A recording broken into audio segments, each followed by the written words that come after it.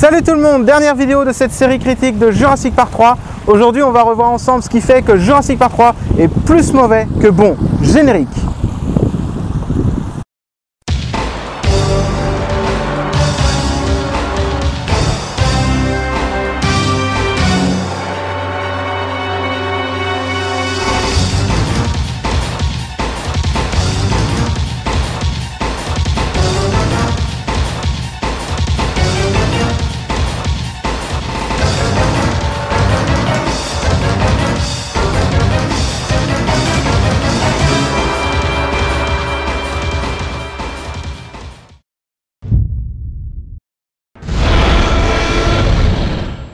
Cette vidéo est donc un résumé des 10 derniers épisodes où j'ai pu apporter mes lumières scientifiques et mon avis personnel sur la chose. Vous en doutez, donc évidemment depuis le début, cette critique est plus subjective et plus un avis personnel sur le film. Je pense que ça avait le mérite d'être précisé quand même, au 12e épisode. Revenons donc sur les points principaux de cette critique. Alors le spinosaure, le plus, c'est que c'est un bon point à la base, hein. Il est beau, il est terrifiant, et ça fait du bien de voir un autre super prédateur que le T-Rex en star principale du film. D'autant plus qu'il faut rendre ça au film, hein. Au début des années 2000, le spinosaure était un parfait inconnu du public. Il a eu au moins l'audace de mettre un autre grand carnivore sous le feu des projecteurs, et à cela déjà c'est super. Mais le moins, c'est qu'il poursuit toujours les humains, on ne comprend pas trop pourquoi. Il n'est jamais rassasié malgré le fait qu'il ait eu la possibilité de bouffer un T-Rex entier. Il guérit très vite, il défonce sur un coup de tête des barrières faites de béton et d'acier, mais pas une simple porte rouillée. Oui, c'est vrai que sur ce point, j'en ai déjà parlé dans la vidéo commentaire, il s'agit d'une excuse scénario. S'il avait défoncé la porte de la volière, il n'y aurait plus d'humains. Et s'il n'avait pas défoncé la barrière, les humains ne se seraient jamais réfugiés dans la volière. Donc c'est un choix scénaristique plutôt logique. En bref, ils ont voulu le faire super badass, super méchant. Ils sont allés trop loin sans faire attention à la logique entre les scènes, et en cela c'est déjà mauvais. Je veux dire, ils se sont contentés d'en faire juste le méchant qui poursuit les gentils, alors que chacun des méchants a plus ou moins une motivation. Par exemple, dans Jurassic Park, le T-Rex est à la découverte de son territoire, donc en soi il va croiser les humains plus d'une fois. Mais c'est pas vraiment son choix de poursuivre les humains. Dans le deuxième film, les T-Rex vont également poursuivre les humains, juste parce que il y a les liens du sang, il faut sauver leur petit, et puis le sang sur la veste de Sarah. En soi, il y a déjà une certaine logique aussi dans les rencontres humains-T-Rex. Là, les rencontres humains-spinosaures, je comprends pas sa motivation. Les Velociraptors sont à la hauteur de ce qu'on attend d'un film de Jurassic Park. Ils sont intelligents, ils sont féroces, chose qu'on voyait très bien dans les deux premiers films. Et c'est une bonne idée de marquer la différence entre les mâles et les femelles en termes physiques, en termes hiérarchiques. Et c'est même très osé de mettre la femelle en dominante. C'est très rare dans le règne animal, donc en soi il faut rendre ça aussi au film. C'est très bien d'avoir fait ça, moi je suis carrément pour. Mais ils sont trop intelligents, dans le sens où ils vont carrément deviner l'intention des humains, celui de quitter la côte, je ne vois pas comment ils ont pu le savoir, et surtout savoir où les humains vont passer exactement et à quel moment précis, alors que les humains eux-mêmes ne le savent pas. Et là je dis c'est complètement barré. Trop intelligent et très con en même temps, c'est quand même assez paradoxal. On nous vend dès le début cette intelligence hors norme, on nous vend que s'il n'y avait pas eu la catastrophe il y a 66 millions d'années, les raptors auraient dominé le monde. Et cette espèce intelligente ne protège pas sa progéniture. C'est n'importe quoi. Une espèce intelligente à ce point supérieur aux primates surveille sa progéniture.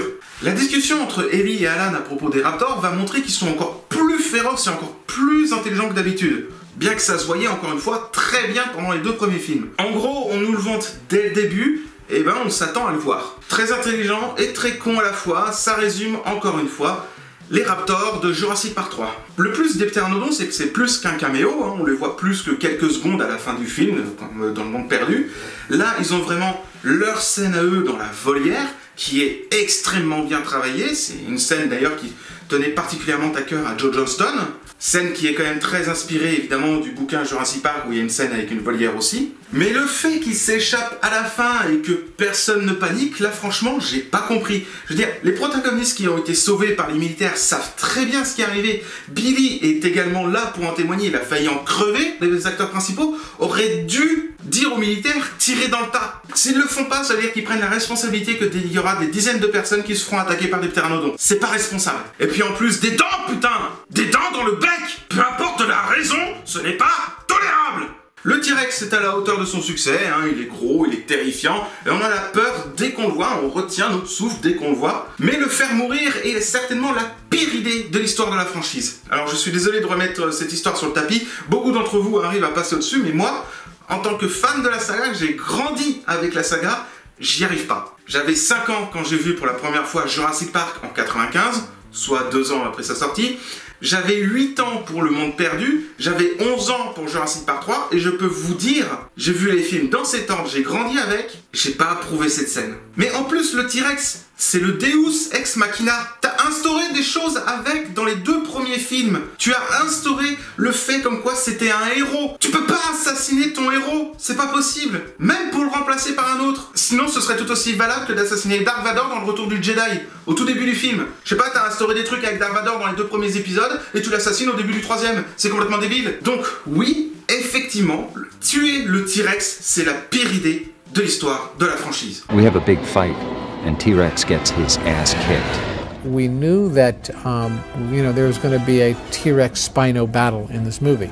And the truth of the matter is, we knew we were going to break something. Et pourtant, comme je vous l'ai dit, il y a largement moyen de faire autrement. Vous savez, donc dans la vidéo commentaire, je vous ai parlé d'une possibilité scénaristique, petite licence personnelle, voilà. Mais il suffisait tout simplement d'inverser le Cératosaure et le T-Rex. Le Spinosaure tuant le Cératosaure, tout le monde s'en fout, il n'est pas plus connu que ça aujourd'hui d'ailleurs. Le Spinosaure capable de tuer les gros dinosaures, voilà. Et le T-Rex qui renifle les caca des Spino, il en a peur, ça nous montre bien que le T-Rex, même le T-Rex, fuit le Spinosaure. Mais là, ce meurtre a plombé la saga pendant plus d'une décennie. Vous allez me dire, c'est peut-être autre chose qui a plombé la saga? Non, non, vraiment, non, non. Vous demandez à n'importe qui, qu'est-ce que vous détestez plus dans le film?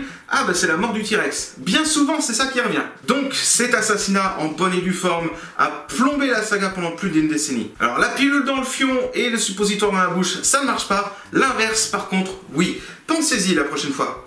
Surtout pour Jurassic World 3. Quant aux humains, Alan Grant est très doué, trop doué pour un paléontologue en tout cas, et des choses qu'on peut savoir et d'autres non, mais bon, c'est de la paléontologie à l'américaine, je peux pas vraiment taper dessus. Ah allez, je sais que ça vous a manqué.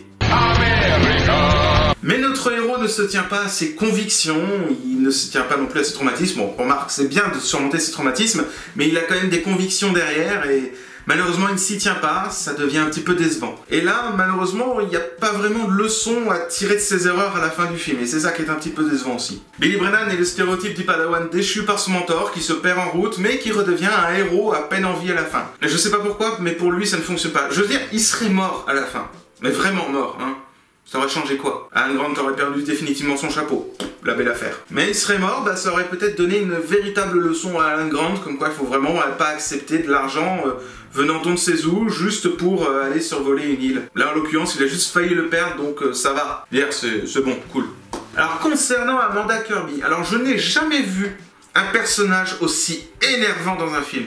Même Kate Capshaw dans Indiana Jones et le Temple Maudit était moins chiante. Et bon Dieu qu'elle est chiante quoi. Mais au moins Kate Capshaw a son personnage qui évolue pendant le film. Là, Amanda Kirby en a aucune. Et ce petit montage va vous résumer ce que je pense du personnage. Nya nya nya nya nya nya nya nya nya nya nya nya nya nya nya nya. Paul Kirby est certainement le personnage le plus intéressant du film, à mon sens. Il passe d'un père divorcé, menteur, manipulateur, à un héros qui reconquiert le cœur de sa femme et sauve son fils au péril de sa vie. C'est cliché, mais putain que ça marche quoi. Là ça marche vraiment. Petite boutade aussi au niveau de Yudeski, qui est un personnage qui m'avait beaucoup plu. Il m'aurait plu à 100% s'ils avaient rajouté la scène finale avec la branche. Chose qu'ils n'ont pas faite. Du coup ça devient plus un point négatif qu'autre chose. Parce que le personnage aurait eu vraiment une énorme évolution. Même s'il finissait par mourir. Pour Eric Kirby et les autres personnages, c'est assez décevant.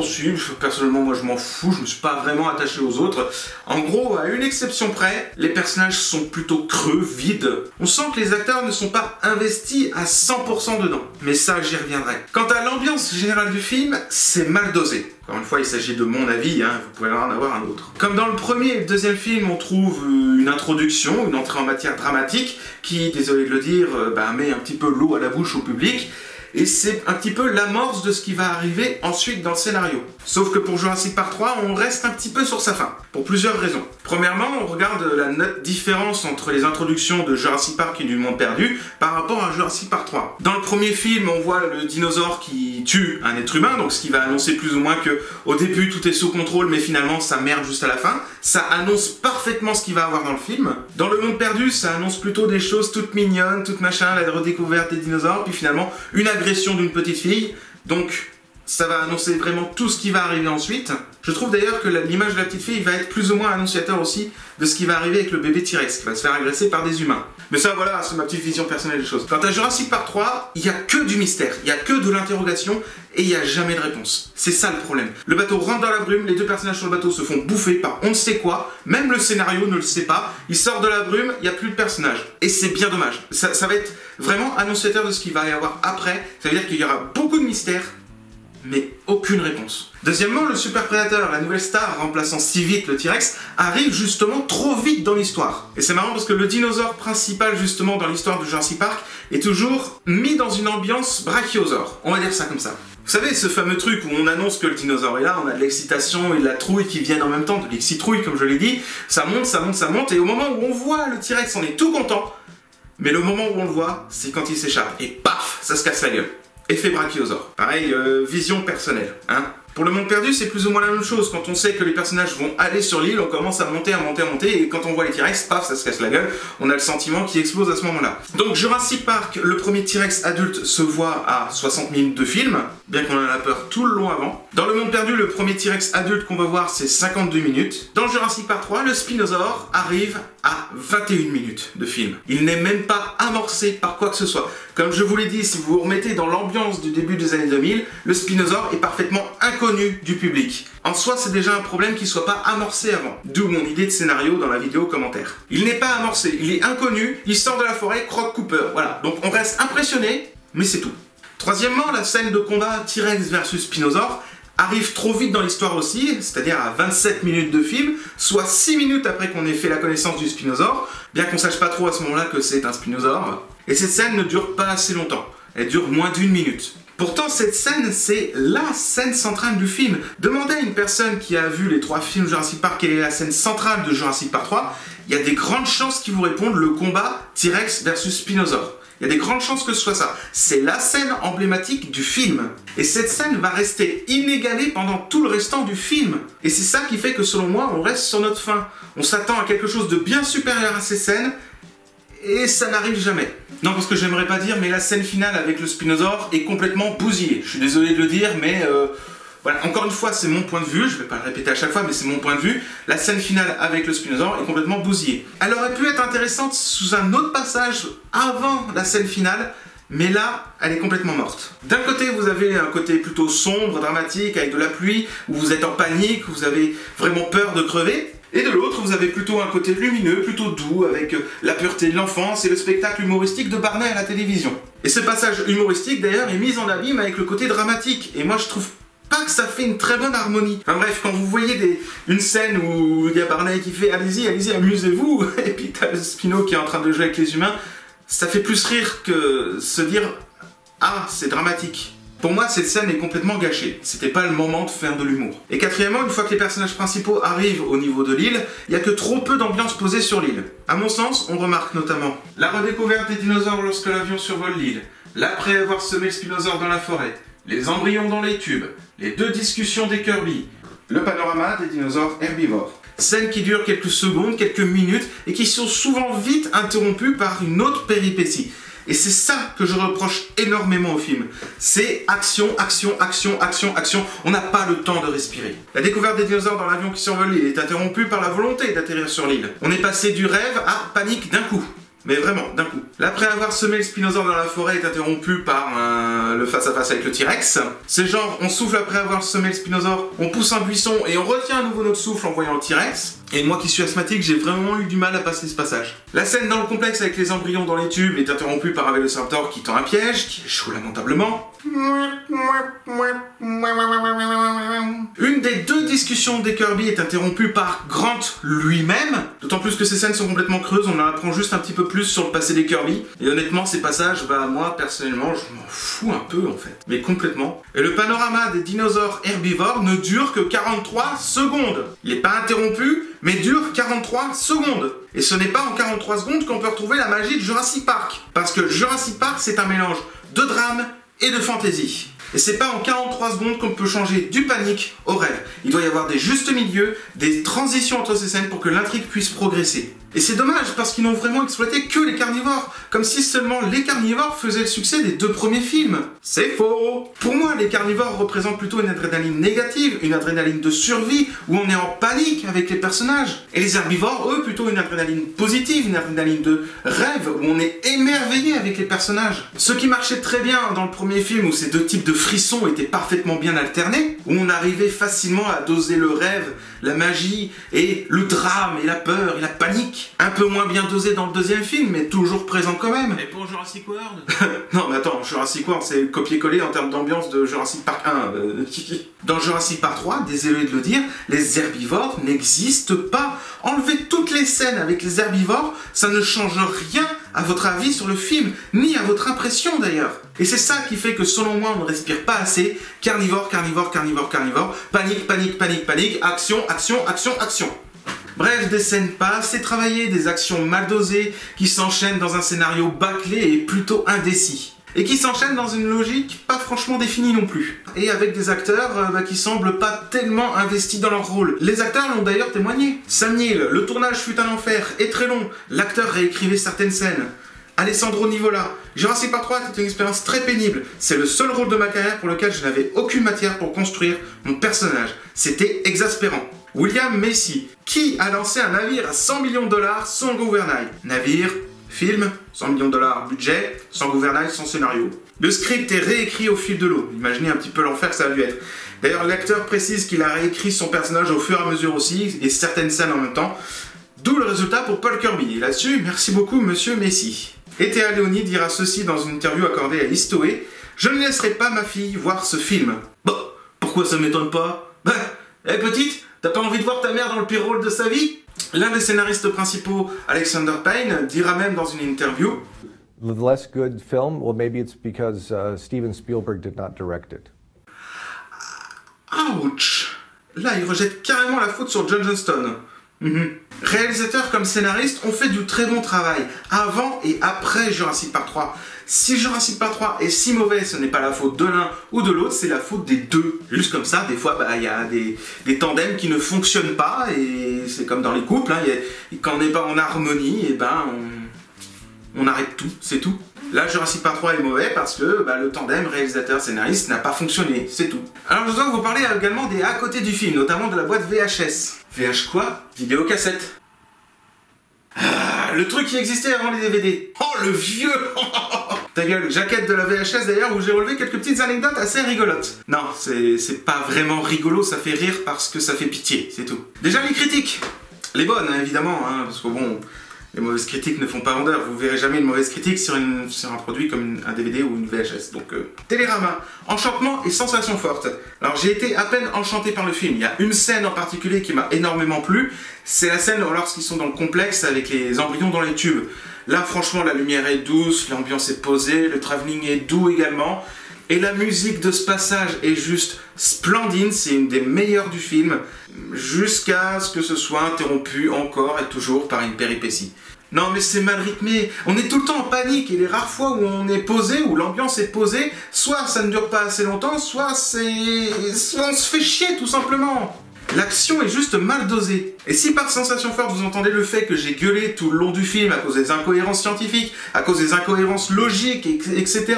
et à cause de la blonde, oui, c'était des sensations fortes. Effectivement. Télépoche, une merveille, des dinosaures encore plus réalistes et des effets spéciaux époustouflants. Alors oui pour les effets spéciaux, et encore, je trouve qu'ils étaient meilleurs dans les deux premiers films où on voit moins la différence entre les animatroniques et les CGI, mais bon, ça reste quand même très correct pour Jurassic Park 3, c'est très correct. Je dis ça surtout parce que j'ai vu pire, donc y a pas de problème. Là pour les effets spéciaux, je suis d'accord. Des dinosaures encore plus réalistes, alors oui, dans l'ensemble c'est vrai, ils étaient plutôt fidèles à ce qu'on se représentait à l'époque. Sauf pour le pteranodon, bon, c'est pas vraiment un dinosaure, vous le savez, mais aux yeux de Télépoche, je pense qu'il le considère comme un dinosaure. Donc sauf pour le pteranodon, avec les dents, hein, là j'étais hors de moi, je n'ai pas compris la logique scientifique, je n'ai pas compris la logique scénaristique. J'ai rien compris. Alors de là à dire que c'est une merveille, non, faut pas pousser mémé dans les orties non plus, quoi, c'est... Ou peut-être merveilleusement nul, c'est peut-être d'ailleurs pour ça qu'il y a des parenthèses avec des points de suspension dedans.